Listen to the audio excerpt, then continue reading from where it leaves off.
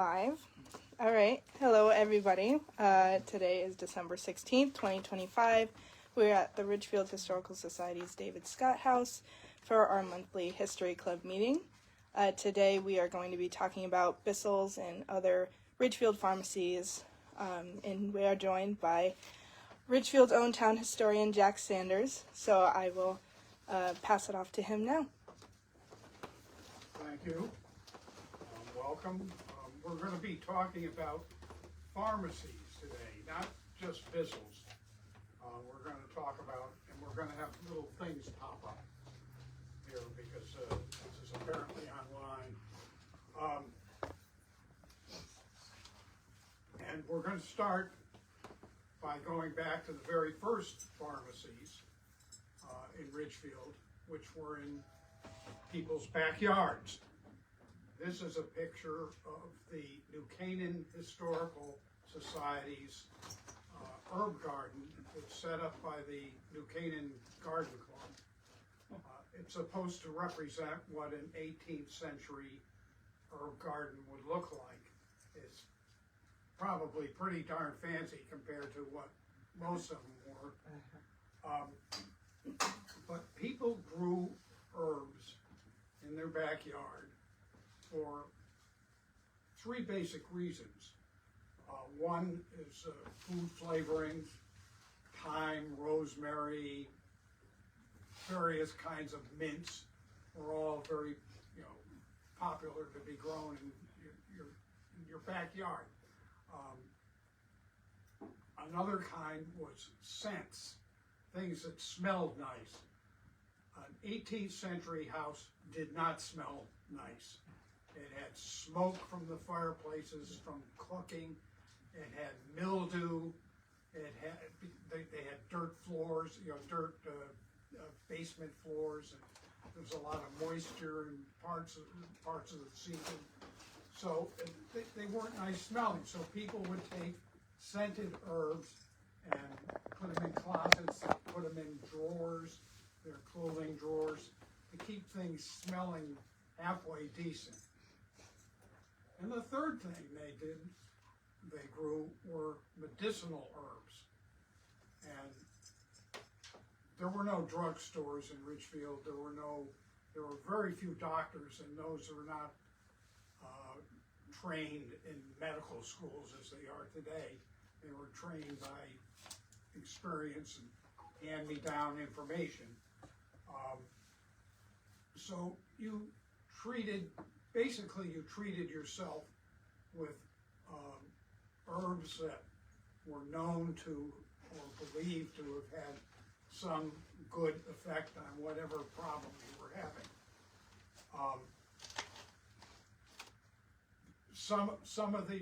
Most of the information that people had was handed down by their parents, by their friends, by some people that were more expert in it than others. And those who were really interested in it would acquire an herbal. This is Gerard's herbal. It was published in the late 1500s and was still in use and popular in the 1800s. It told about plants and what they were good for, either for eating or for treating diseases or making good smells. But an example of what people planted in their herb gardens is this flower that a lot of people see in the spring and think it's a dandelion, but it's really coltsfoot. It's comes up, it's one of the very first wildflowers that you see often along roadsides in terrible soil conditions. It'll grow almost anywhere. In a way, it's kind of cool because it populates garbagey soils, really poor soils that otherwise wouldn't support a lot of plant life. But this was imported from Europe by the early settlers of Ridgefield and other parts of New England, because it was good for treating coughs and colds. And its Latin name is Tussilago, Tussilago farfera. But Tussilago means cough suppressant, or get rid of a cough. It's called coltsfoot because the leaves are supposed to look like the print that a colt would make in the ground, but I don't know, it's kind of fanciful. But as medicines or treatments like this became more and more popular and their need increased, and especially with the increase in cities where people didn't have the room to have a nice garden in the backyard, companies started mass producing herbs like this. And here's an example of a bottle of coltsfoot expectorant. I'd say this is probably from the mid-1800s. It's got trademark on it, so it's not that old, but it's an example of them packaging a treatment based on an old herb that was commonly used. Even today, you can buy this stuff in health food stores and pharmacies. Tussilago farfera. Pretty soon, physicians caught on, and they were concocting their own medicines to make some extra money instead of just telling people, well, go pick some coltsfoot and treat yourself. They do it for them and make their own concoctions. Now, this is a rare bottle that belonged to Dr. Ben Adelmar. It says O'Brien, O-B-R-Y-O-N, who lived on Ridge Avenue, which was High Ridge, in Ridgefield. It doesn't tell what might have been inside. It just says, take 1 teaspoon every blank hours. So he could put all kinds of things in there and put all kinds of recommendations. Every 6 hours, every 2 hours, every 24 hours. It's interesting, though, that Dr. Bryan, he started out being known as O'Brien, and he dropped the O. I don't know why. I don't know whether he was ashamed of his possibly Irish heritage or what, but he was much better known as Dr. B.A. Bryan. And as a result of him, he was an entrepreneur. He developed Bryan Park, the neighborhood that includes Fairview Avenue, Bryan Avenue, Greenfield Street. It's right around where St. Mary's School is. He also developed Lake Kitchewan in Lewisboro. He was the chief developer of that project back when it was just a pond. He turned it into a summer destination. He also took spring water from West Mountain and bottled it. He called it St. George's Pure Water and sold it. Went up on West Mountain and bottled some water that he got for nothing and sold it. Look at today's market for bottled water. So he was ahead of his time. But he was an example of a doctor who sold medicines also. But as a lot of these people started concocting their own treatments, some went into big time business and started selling regionally or nationally. And an example is Moses Dame's Wine of the Woods. This was produced in Danbury by what is called on the bottle the Moses Dame Company, but it was actually owned by the Ives family, and including the president of the company, whose name was Henry Ives. That was the uncle of Charles Ives, the composer. And this is a, quote, purely vegetable remedy for dyspepsia, biliousness, costiveness. Do you know what that is? That's when you can't go to the bathroom. Headaches, worms, jaundice, liver complaints, debility, loss of energy, feebleness, and all other diseases arising from derangement of the stomach, liver, or blood. Wow, this must be a miracle. And it costs $1, 6 bottles for $5, and $1 back then was about $15 today, probably.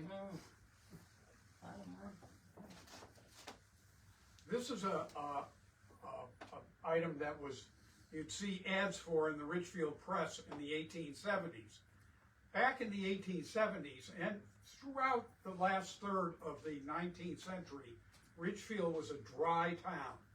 You could not buy booze in Ridgefield. There's no bars, there's no liquor stores, except if it was in a medicine. So we have Binninger's Old London Dock Gin. And it says right on the label, designed especially as a safe and reliable medicine for the whole family. This is 40% alcohol. It's bottled in New York, but the gin was imported from England. Can you imagine giving a 5-year-old 40% alcohol? Maybe he'll sleep for days. Huh? Another one you'd see advertised in the press was Dr. David Kennedy's favorite remedy.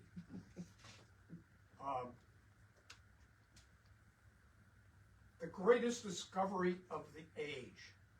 It never fails to cure disorders of the liver, constipation of the bowels, kidney and bladder complaints, and all diseases and weaknesses peculiar to females. But then it says Dr. Kennedy makes a specialty of diseases of the eye and ear and operates for and never fails to cure cross eyes, watering eyes, hair lip, cleft palates. But he also operates on stones in the bladder, strictures in the urethra. I don't know what varicocele is. I don't know what that is. Hernias and ruptures. This is a man that does everything. But he also knows how to promote. And this is a brochure for his favorite remedy. And it's this whole page over on the left side there talks about scrofula. Isn't that caused by not having proper vitamins and anyway? I mean, ulcerated scrofulas and salt run and erysipelas.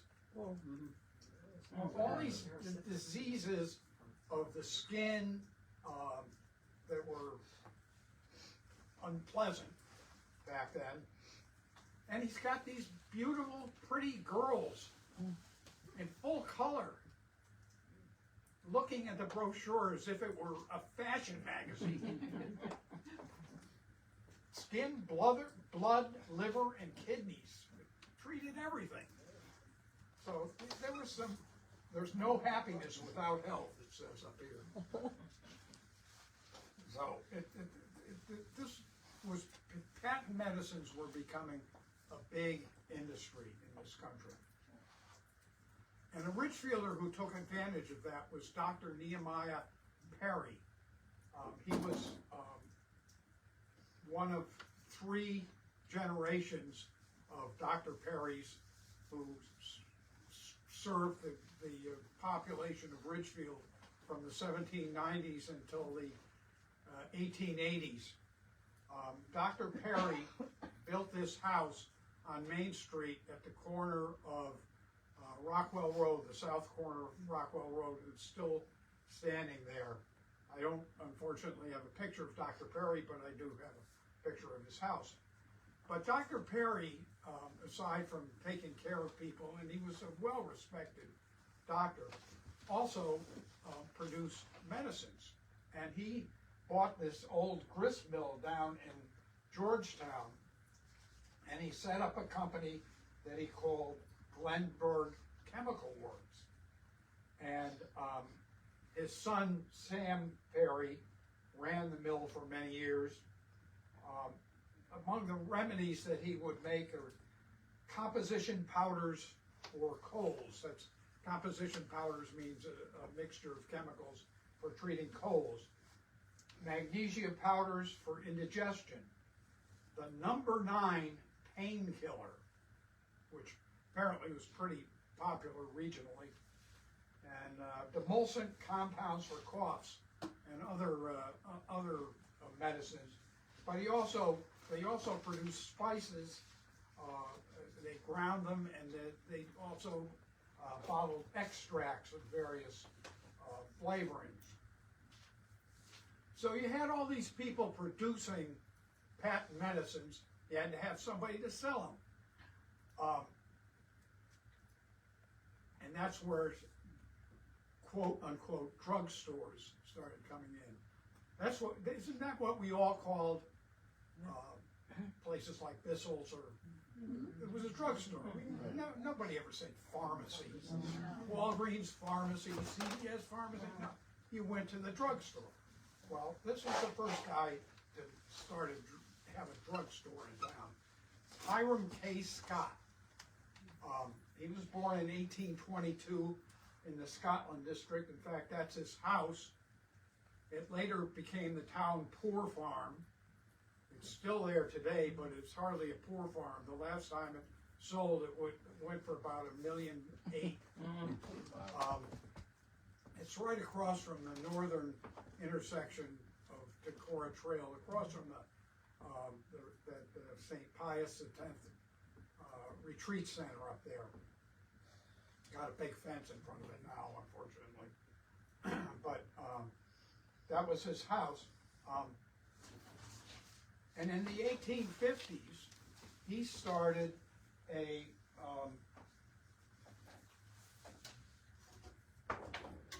store on Main Street. It was a general, it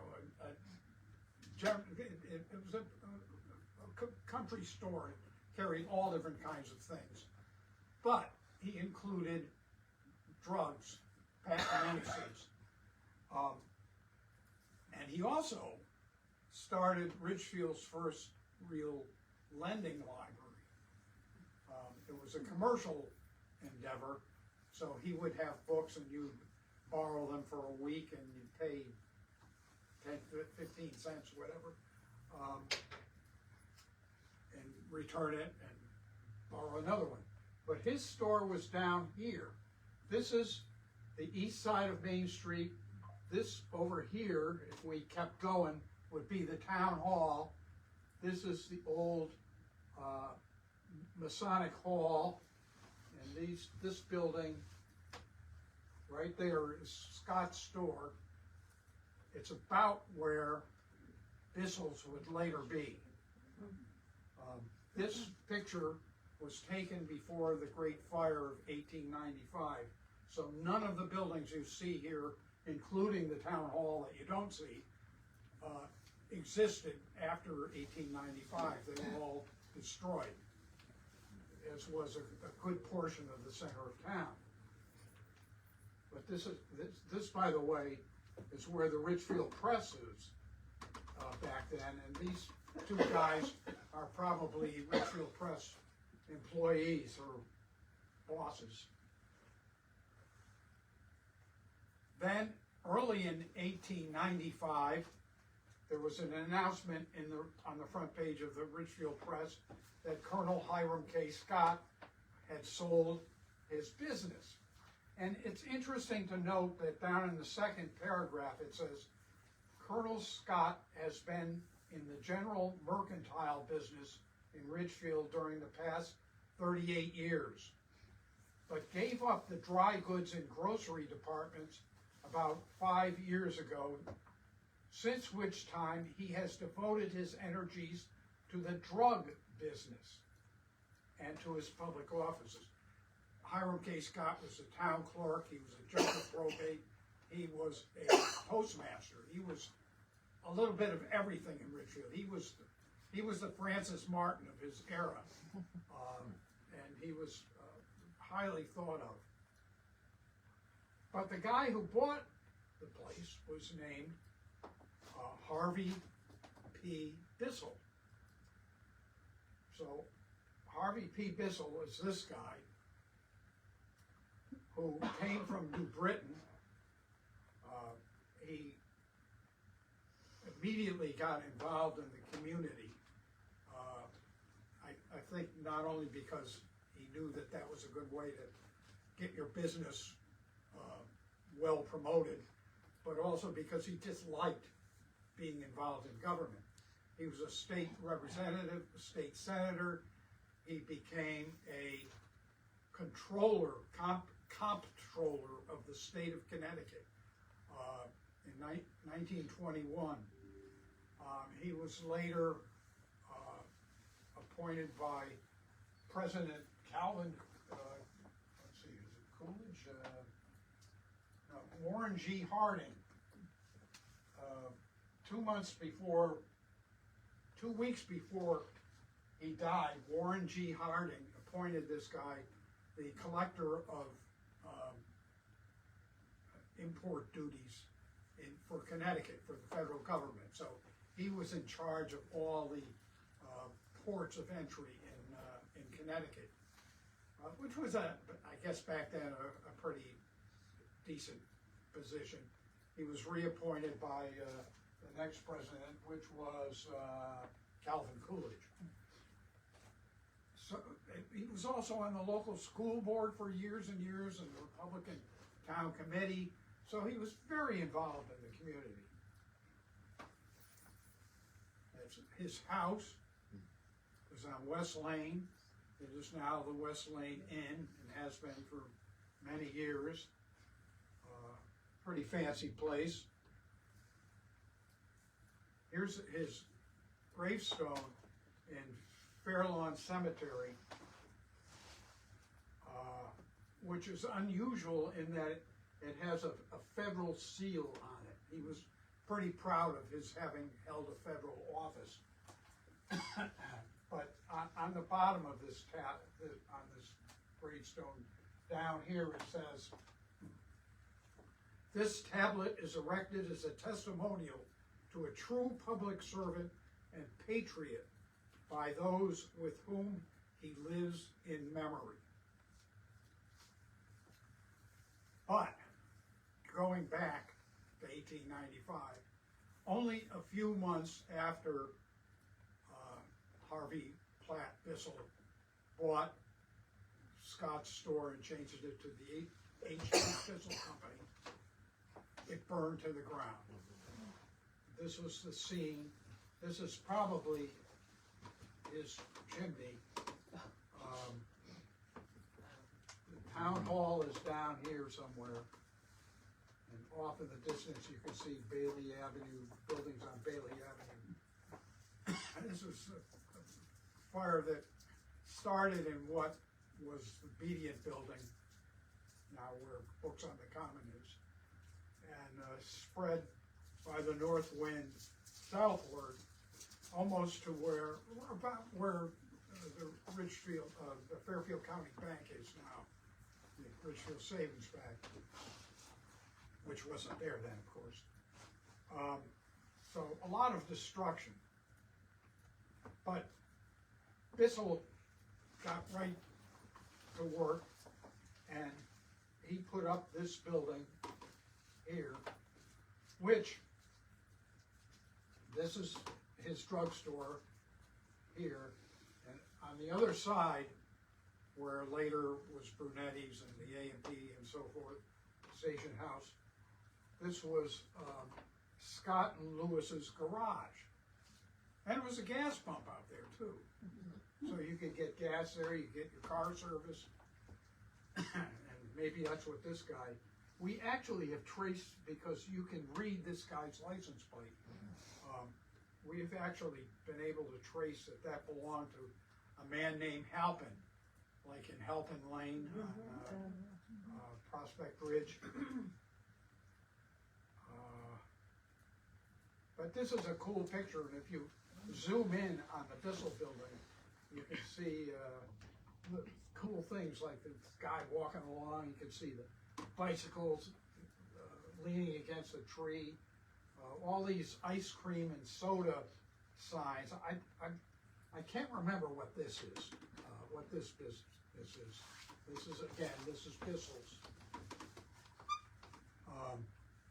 But these people apparently sold soda and ice cream, as did Bissell's, I believe, because I think there's an ice cream sign right here for Bissell's. You see that second floor right there? That's where I was born. There's going to be a lot of pictures of that. And underneath me at that time was Ravens Hardware in the 40s. What? Ravens Hardware was underneath. Oh, the hardware store. Oh no, yeah, this over here. Yes, that's where Ridgefield Hardware would be. Okay, here's a view of the building in about 1948, just after the A&P opened next door to Bissell's. By then, Bissell's was a Rexall outlet. All of you obviously can remember Rexall. They were famous for their 1 cent sales. Remember that? They buy one, get a second one for a penny, or buy two and get the third for a penny. They produced a lot of Pat Venison type things that a local drugstore would carry. That Rexall didn't own the drugstore; it just supplied the drugstore with all these products, and a lot of advertising on radio, in magazines. They take out big double truck ads in magazines. So it was very good for a lot of pharmacies. It helped spread the word and get customers. But look, I love this tree that is still there in 1948. I remember that tree. It wouldn't last long, because here's a picture from about 1952, 3. Okay, this is where Mr. Mullen was born, right? Right. And this is the beautiful Bissell building. It's still an A&P there, Bissell's. Still got a Rexall sign, but the big tree is gone, which is unfortunate. That looks like about a 54. There's a caddy right here, nice Cadillac. My first job was in that A&P when I was 16. John Franzen was the manager. Here's the same scene in the 60s. Notice that the Bissell, it had a Rexall sign there in the 50s. The 60s, that sign is gone. And we have these nice old-fashioned Bissell's and A&P signs over the stores. And again, this became kind of a trademark for this building, having these wonderful banks of flowers on the porches for the apartments. Is that there? Is that a Buick Skylark? It looks like a Buick Skylark to me. The racy,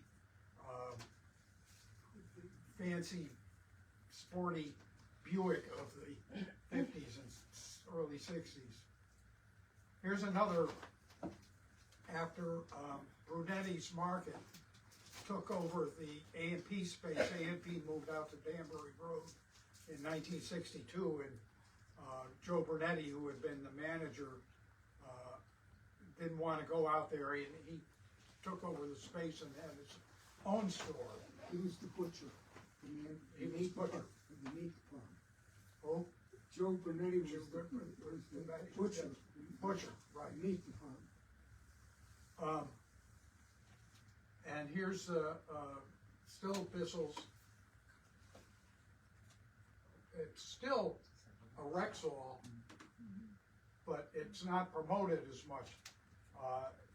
The signs are more elegant and colonial, I don't know. Here's a picture by Corker, by the way, when it's still Brunetti's, about 1965, 70, maybe in the 70s. But 1990, Gale's Station House came in there. And the signs, it's a little bit different. It says just Bissell's Druggist. A very pretty picture. And also, this is when after Ridgefield had started gussying up Main Street with the fancy lighting fixtures. A lot of people that we've all known have worked at Bissell's. And I haven't been able to find pictures of them at the store, except for one guy, and you all know who that is. Aldo's Squash Travaglini, standing out in front. And here he is at his desk behind the soda fountain. And across the street, you can see Ridgefield Hardware. And of course, he would eventually buy the store that's just that side of Ridgefield Hardware, and it would become Squash's. Well, it was Finch, didn't it? What? It was Finch's store, wasn't it? Yes. Cigar store, United Cigar.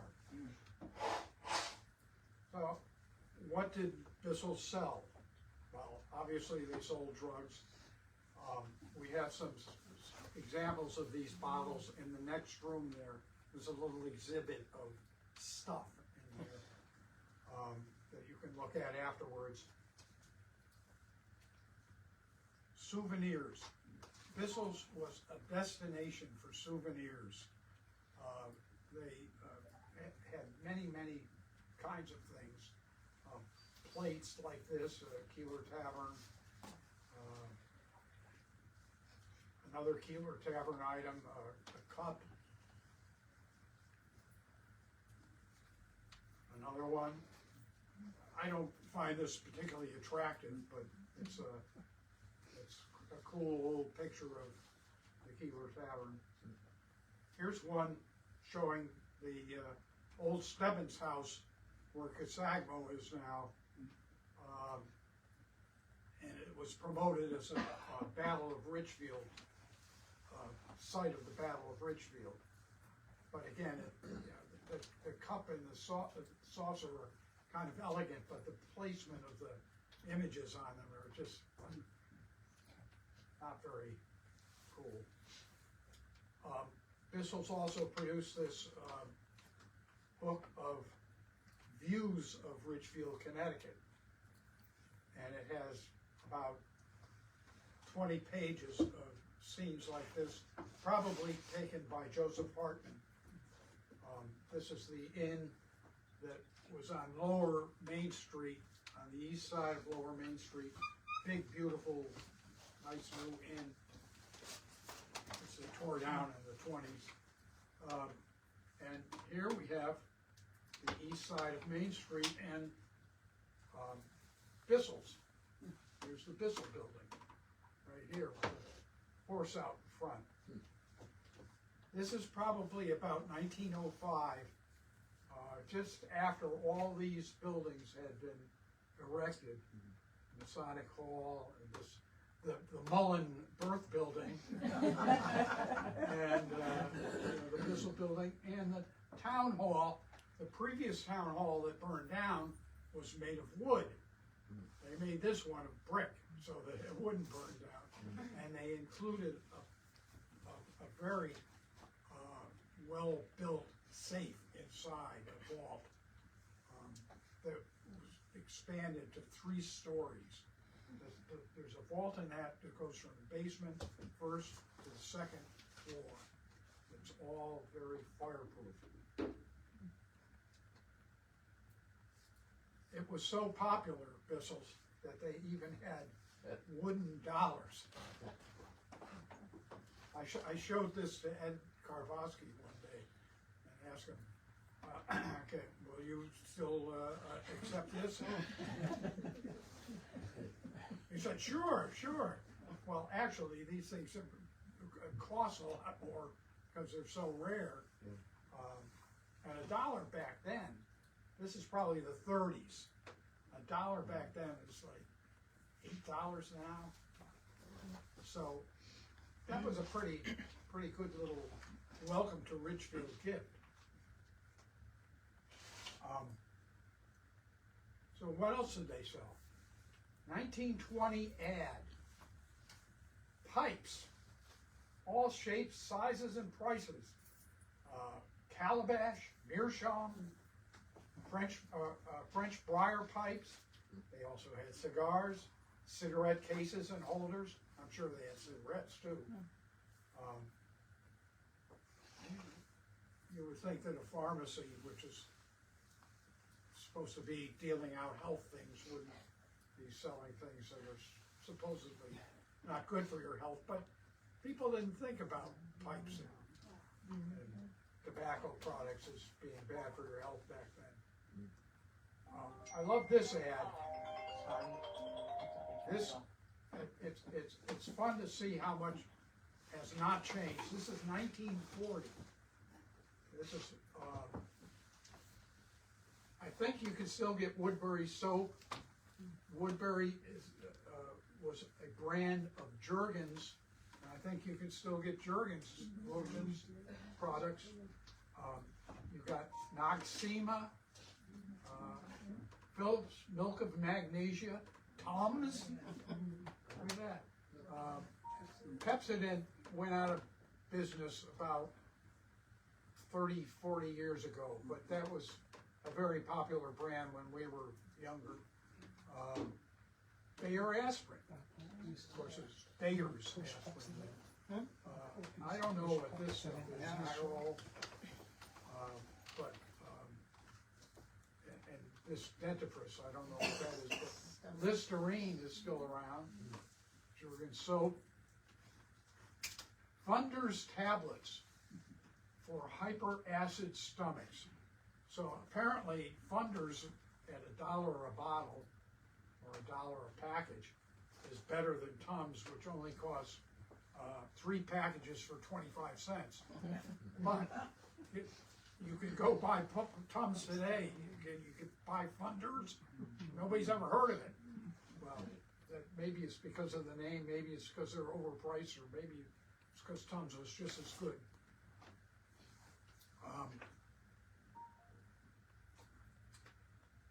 Disaster happened on May 26th, 2005, when a fire broke out in Gale's Station House during the night and destroyed the building. These pictures, kind of dramatic, were taken by us at about 4 in the morning.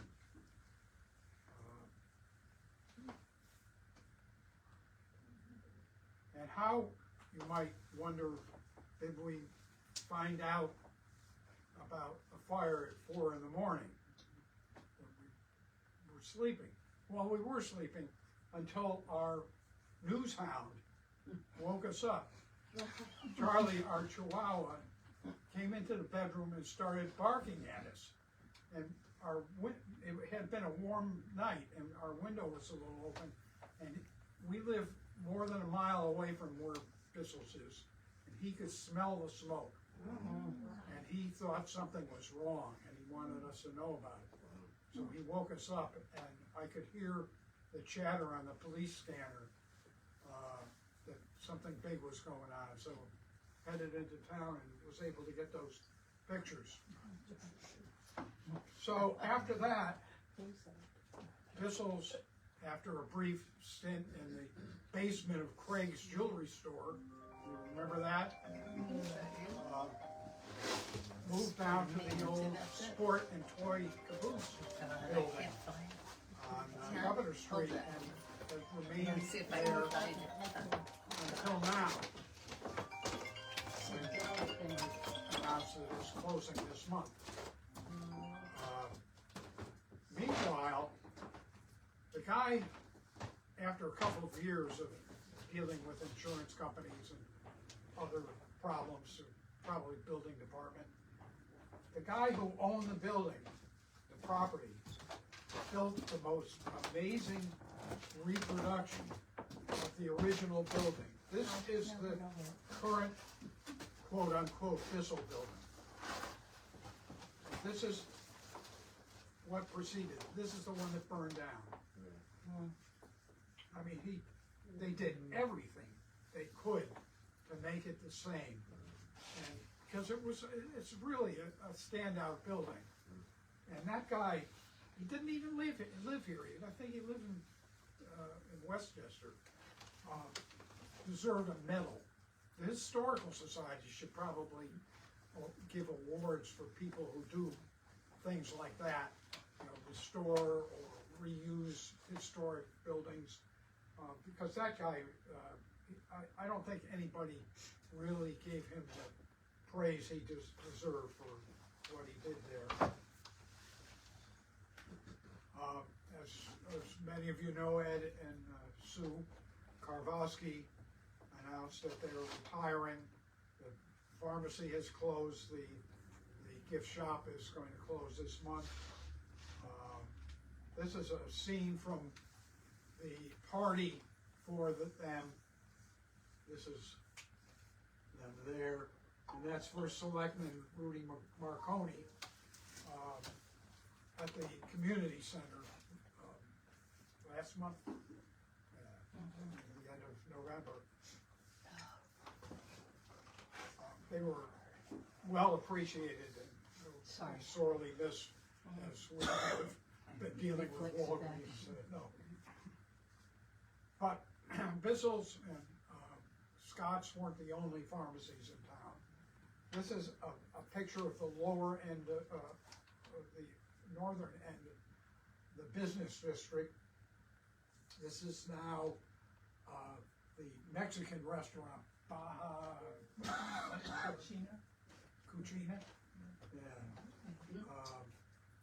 It was Finch's real estate and various. It was Dr. Martin had his offices there.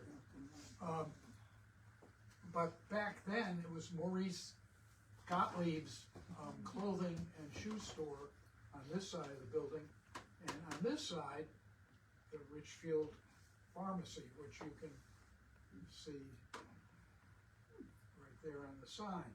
And it was operated by a guy named Smith.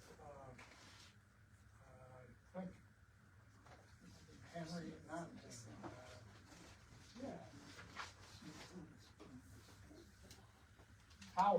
Howard D. Smith. In fact, in the other room, there's a couple of postcards that say published by H.D. Smith. So this is the drugstore that he had,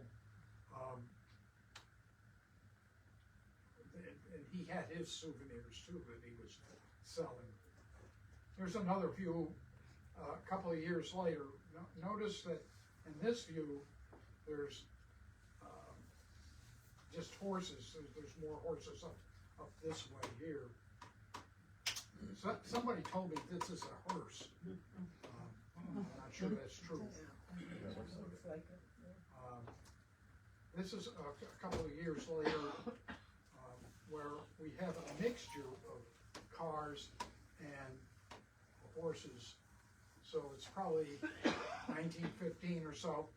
But you notice the kid is getting out of this side of the car, and the adult is getting out of that side of the car.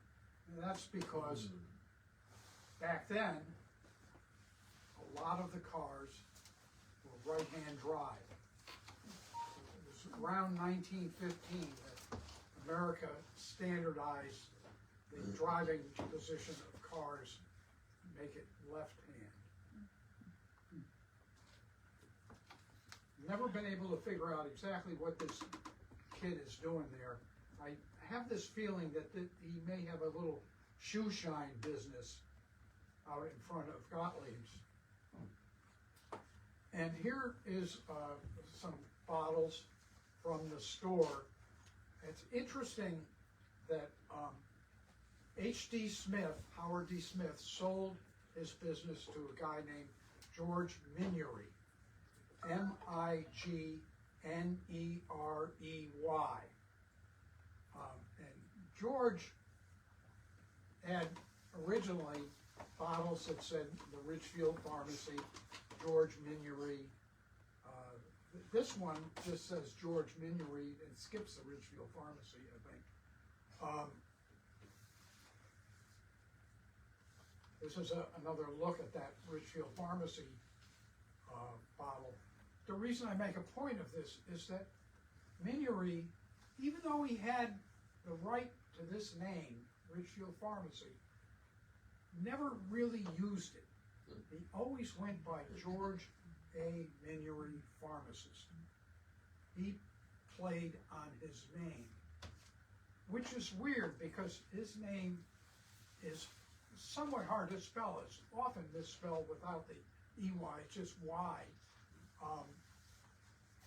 And it's also interesting that he bought the business from a guy named Smith, and in the 40s, he sold his business to somebody else named Smith.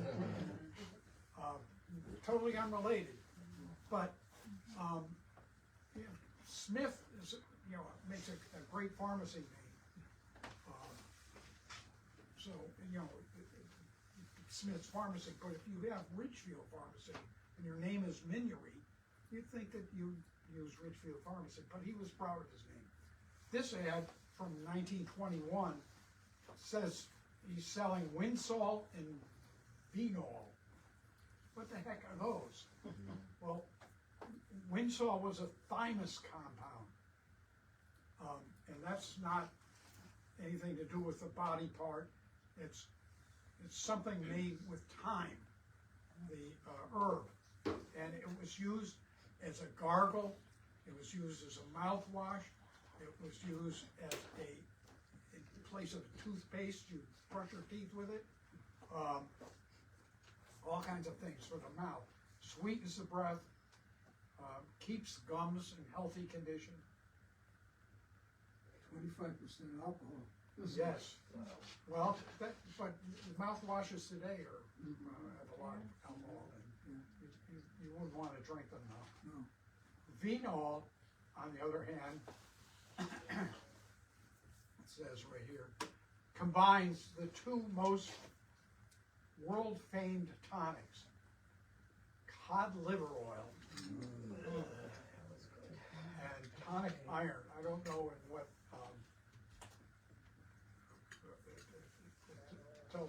I don't know in what form that iron came in, but so this is a peptonic kind of product. They still sell this kind of stuff. Minery, again, he's calling it Minery's Drugstore, Today.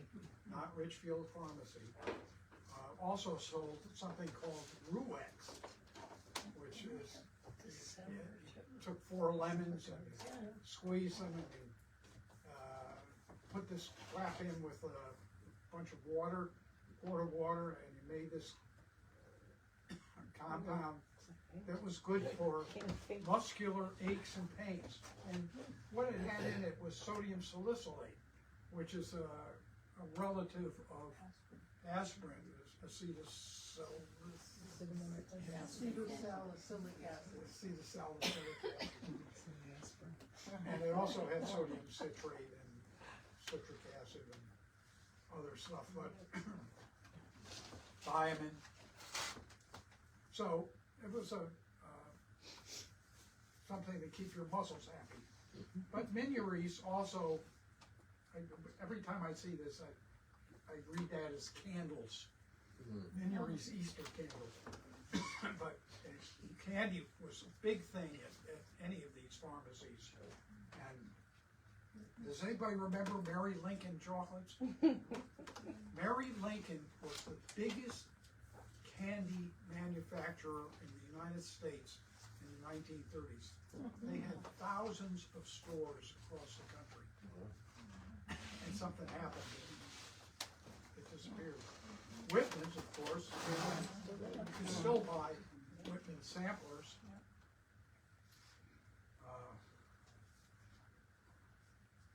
Here's a picture I love. When Minury sold his business, he had already moved across the street to where, this is where the running store is. Is it still there? Still a running store? Yes. So, this is now belongs to Henry Smith. Henry and Cora Smith are operating that. But this is a 1950 picture that shows the Lions Club stringing lights for Christmas decorations on Main Street. And it's like a who's who of people in business in Ridgefield. Abe Morelli, Senior. You recognize him? Who can recognize him? That's Dr. Charlie Izzo. Him? Bill Oxley. This is this guy. You know who that is? Contessa. Yes, Matty Contessa, who had a yarn shop on Bailey Avenue, but it was a yarn shop that was like a commercial nature. It'd be big time sales, not people knitting socks kind of. Right. This is a boy named Richard Mead. I'm not.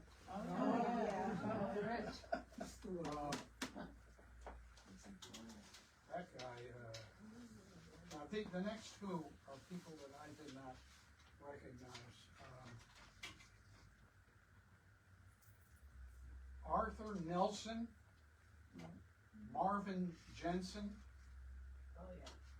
It was real estate. and this is John Walters, who was apparently a home builder. But you all should recognize that. Bill Casey. Bill Casey. Bill Casey, right? Wow. Don't you think it Looks like a kid. Yeah, I thought it was just like him.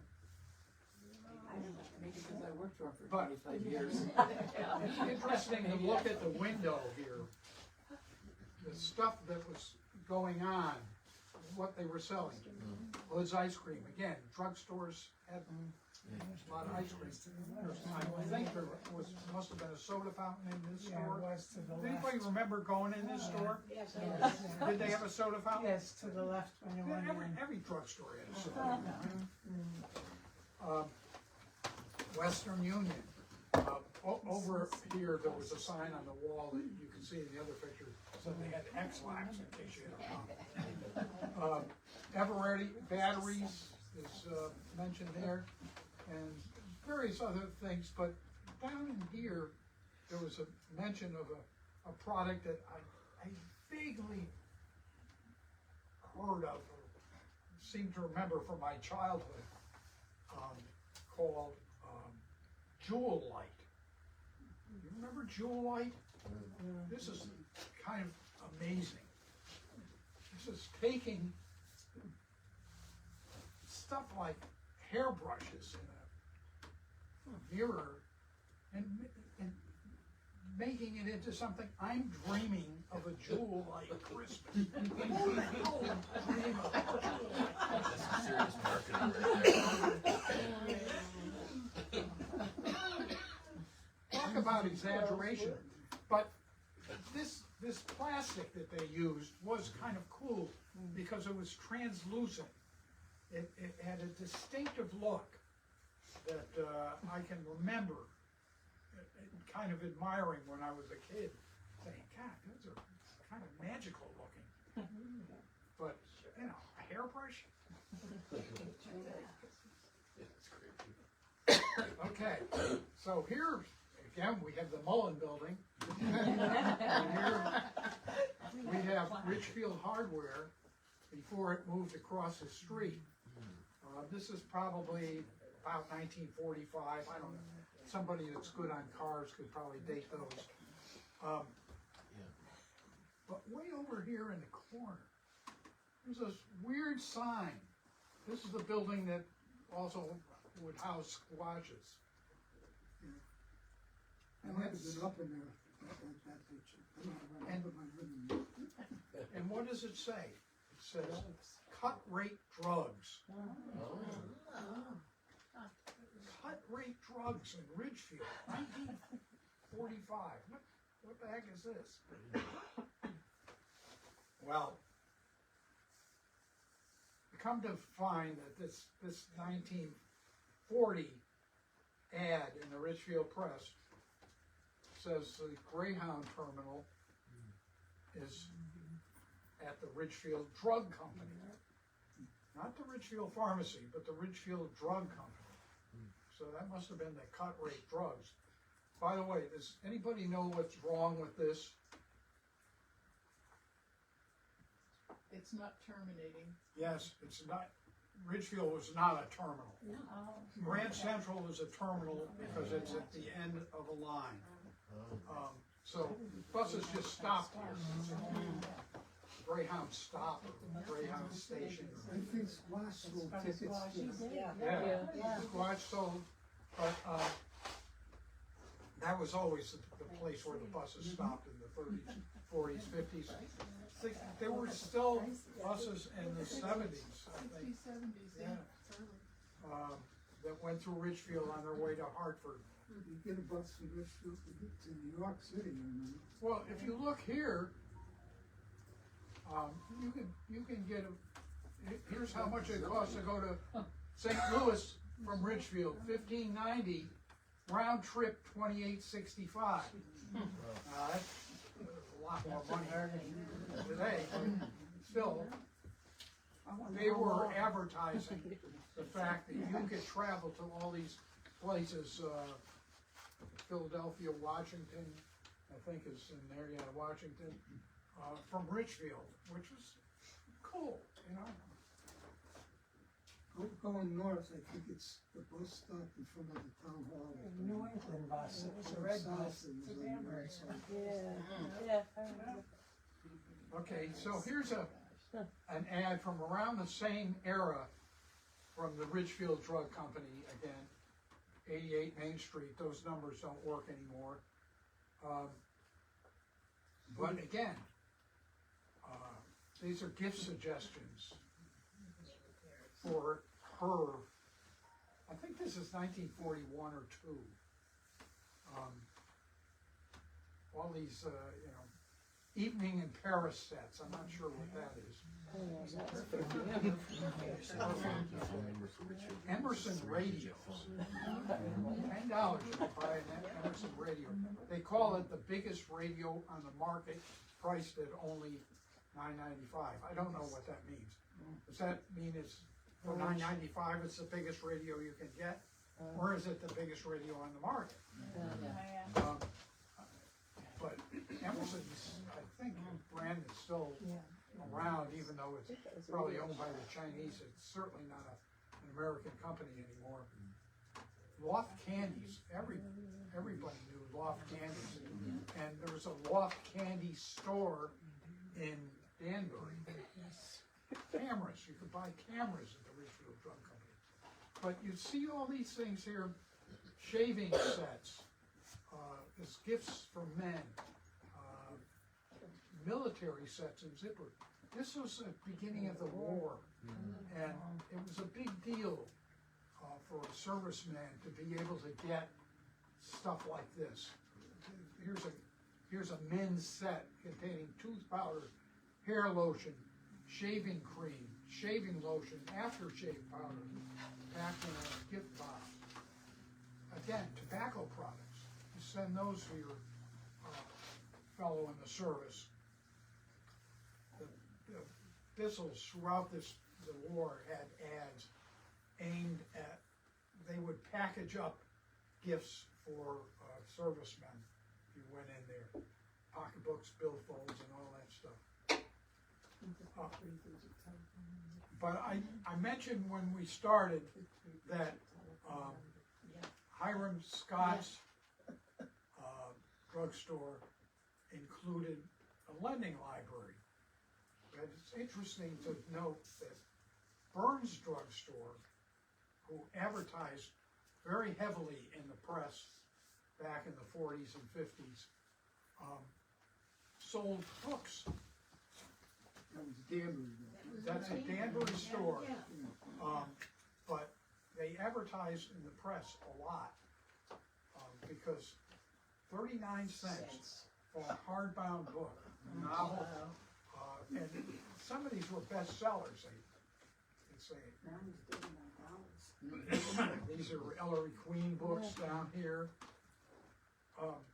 Where was that located? Right, Patch Street? I think it was on Main Street. Main Street and Patch? Main Street, yeah.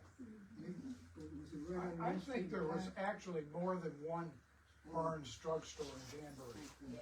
I remember one by Patch Street.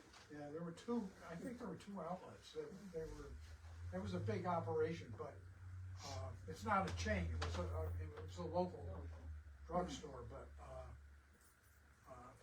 5 hardbound books for $1.95. So it's just kind of interesting. But that's what drugstores even then, as now, had to do to stay alive. You couldn't make enough money just selling prescriptions and pharmaceuticals, and that's why they became the general stores they are now. You look at CVS and Walgreens, and you can buy dinner, breakfast, lunch, and dinner. But you can't buy a root beer float or an ice cream sundae, and you could back then, and that's kind of a big change. And this was at what time, I seem to remember you would tell you your electrical bill. Oh, yeah. And Mrs. Christopher had a desk in there, wasn't it? Yeah. You could go in and pay your monthly electrical bill and business. Does anybody have any questions? Any observations, any memories of? I do, I can tell you the smallest transaction that was ever made in Smith's Pharmacy. Smiths? I was walking home from catechism on Saturday morning with Kate Brady, and I found a penny on the sidewalk. And I was going by Smith's Pharmacy, and I went in and bought a bazooka bubble gum.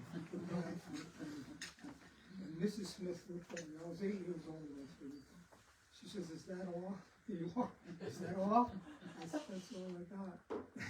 And I took that bazooka outside. In those days, it had a seam in the middle. You were supposed to be able to break it in half, but the gum was so hard you could never break it. And I took and I was with Kate Brady, and I bit it in half. And you're always told to share as a kid, right? I gave her the other half.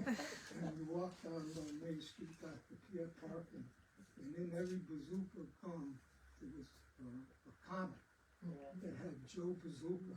And so for a penny, we got gum and a comic and a nice walk back home. And couldn't you save those comics? Weren't they like worth something, you save 15 or 20 of them and you can send them in for, I think so.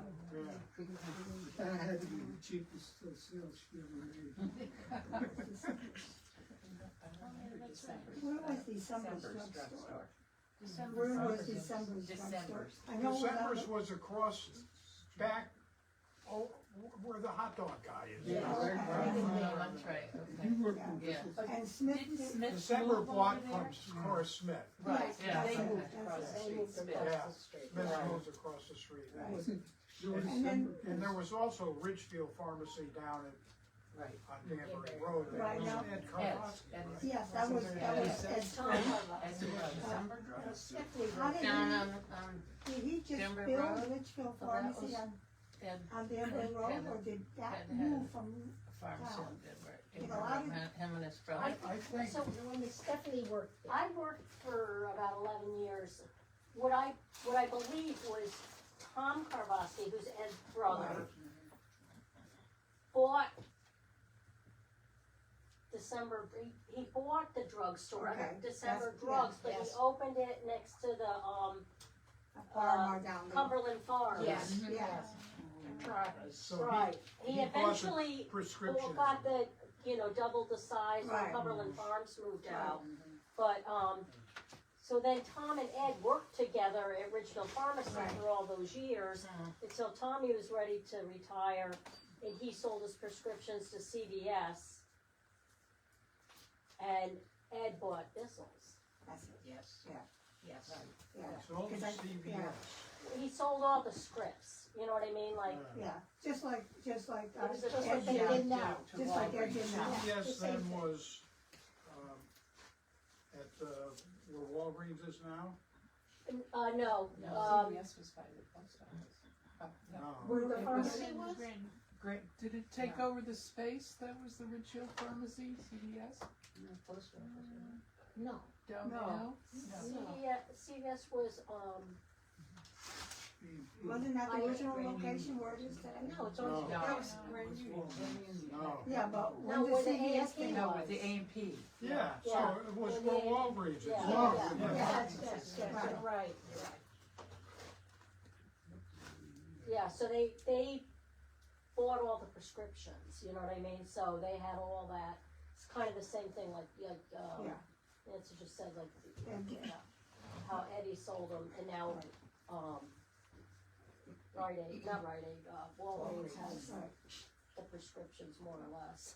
But notice we didn't mention Rite Aid. No. Didn't mention Genevieve's either. But Genevieve's at least was a family-owned operation for many years, although it was big time. I mean, they had a couple hundred stores. And they just, I think they just lost control of it and sold it to Rite Aid.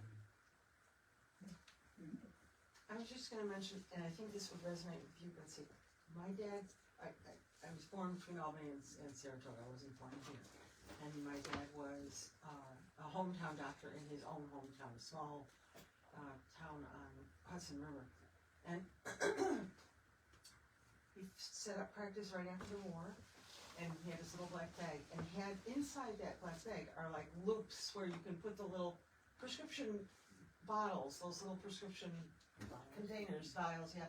So, you know, you had a house call, and he'd come, and more, I don't know, there might have been space for 20 of those little pills, 20 of those vials.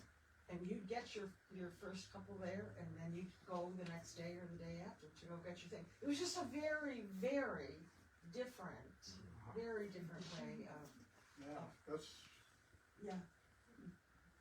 house calls, that's.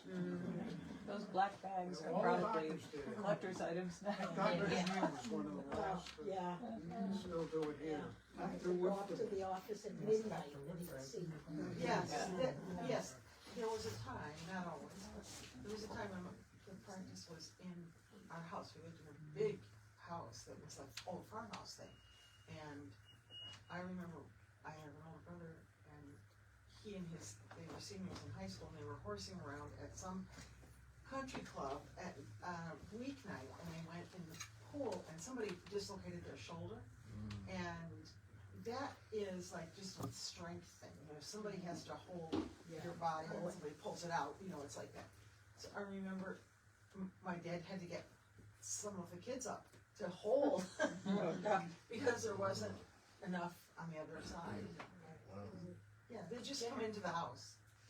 I remember very special people that worked at Whistles on Main Street. And one was Aileen's mother, Mrs. Leary.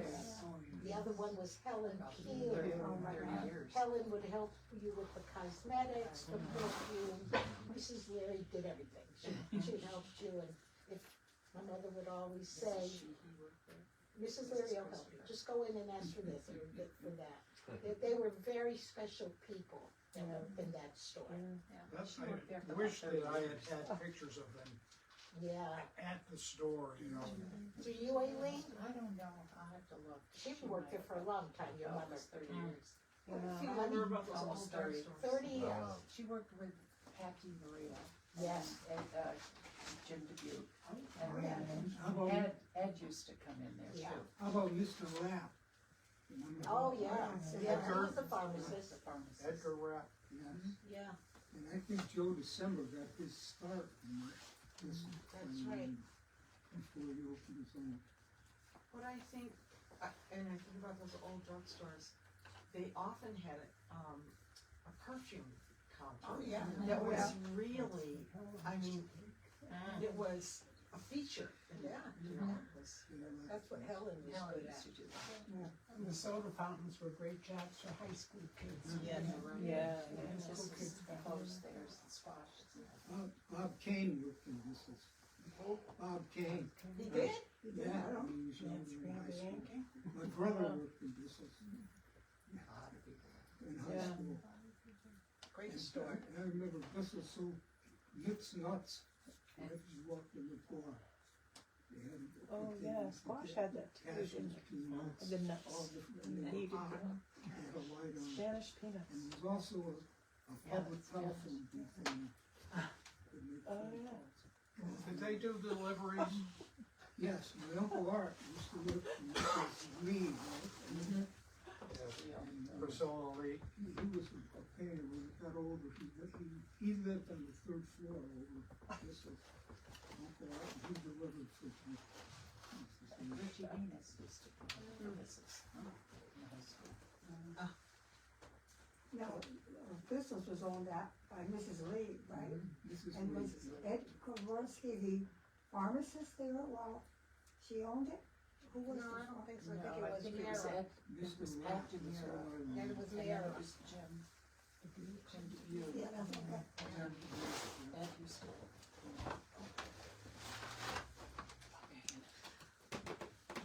Okay. Oh, and Sundays, this is, we talk about different things.